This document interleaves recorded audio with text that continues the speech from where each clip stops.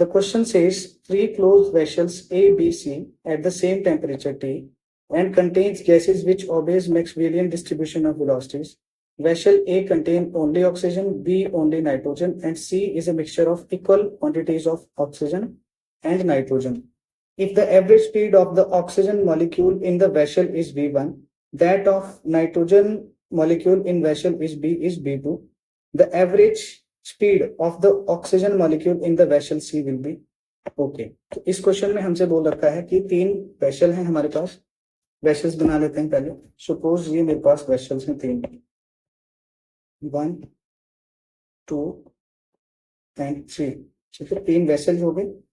और बोल रखा है कि जो ए है, वेसल ए, इनके नाम दे देते हैं अपन. This is vessel A, this is B and this is C. ठीक है. अच्छा, A B C. A contains only oxygen. अच्छा, इसमें सिर्फ ऑक्सीजन है. और B contains only nitrogen, B में सिर्फ नाइट्रोजन है. और C is a mixture of oxygen plus nitrogen. Okay, ठीक है. And average velocities of oxygen molecule in vessel A is V1. इसमें जो वेलोसिटी है वो V1 है. और नाइट्रोजन इज V2. इसमें जो वेलोसिटी है वो V2 है. इसमें जो ऑक्सीजन की वेलोसिटी है वो मेरे को कैलकुलेट करनी है. ठीक है, ओके. अब हमें एवरेज वेलोसिटी के लिए फॉर्मूला पता है. एवरेज वेलोसिटी के लिए फॉर्मूला क्या होता था? V average is equal to under root of 8RT divided by pi into m. ठीक है, जहां पे ये R क्या था? Universal gas constant.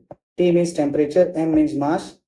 और अच्छा, अब हमें निकालना है R2 का. ठीक है, यहाँ से हमें एक चीज पता चल रही है कि जो वेलोसिटी है वो डायरेक्टली प्रोपोर्शनल है अंडर रूट ऑफ टाइम के, और जो वेलोसिटी है, average velocity, directly inversely proportional है मास को. ठीक है. अब हमें इस क्वेश्चन में बोल रखा है कि all are at the same temperature. ठीक है, सेम टेम्परेचर. m जो है यहाँ पे इस क्वेश्चन में मॉलिक्यूलर मास है.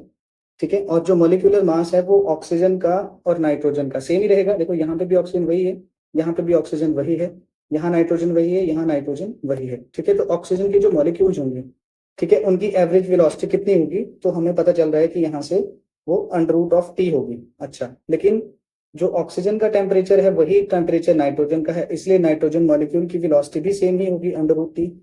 ठीक है, क्योंकि दोनों ही वो इस पे डिपेंड करते हैं. ठीक है, तो अब हम क्या बोल सकते हैं? The average speed in the oxygen molecule in vessel C1. देखो, ऑक्सीजन मॉलिक्यूल का जो टेम्परेचर यहाँ था वही टेम्परेचर यहाँ है, इसलिए जो वेलोसिटी उनकी वेसल ए में थी वही वेलोसिटी वेसल सी में होगी. ठीक है, मीन्स V1. तो V1 is my correct answer, option number B.